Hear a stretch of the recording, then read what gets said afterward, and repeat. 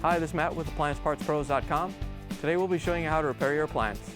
Remember, anytime you work on an appliance, make sure it's unplugged or the circuit breakers are off so there's no chance of electrocution. In this video, we're going to show you how to change out the GE washer outer door boot seal clamp. It's going to be a very easy repair and should only take a few minutes to show you how to do it. If you already have one of these, great. If not, you can click on the link below or get it at AppliancePartsPros.com. When you open up the package, you're going to get the new outer door boot seal clamp. The outer door boot seal clamp holds the door boot seal onto the front panel. The main reason you'll be changing it out is if it's damaged and you're getting water leaking on the floor. In order to change the part, we have to open up the washer door. Now that we have the door open, we can take out the outer door boot seal clamp. There's usually a spring down around 6 o'clock.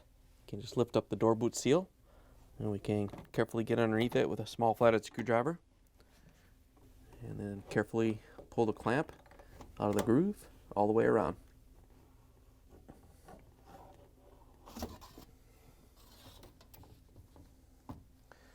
Once you have it free, you can pull it off the washer. Here's the old outer door boot seal clamp next to the new one. If you already have one of these, great. If not, you can get it at AppliancePartsPros.com. Before you put the new door boot seal clamp on, you want to go around the door boot seal and make sure it's pressed into the groove. If it came out while you were taking the old clamp off, you want to make sure it's in the groove. To put it in, we're going to start with the spring down at 6 o'clock.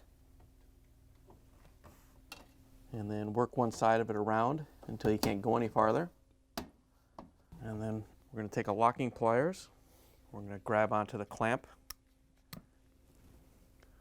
And when you pull on it, you want to make sure you pull straight over to the side of the machine, not front. If you pull towards the front, it's just going to pull it out of the groove.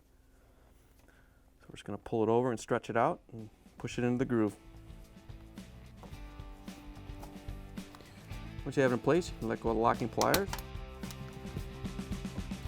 Once you have it released, you can close the washer door, plug it back in, and take it for a spin.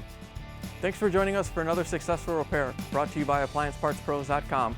Check out our other repair videos on our site, Facebook, and YouTube.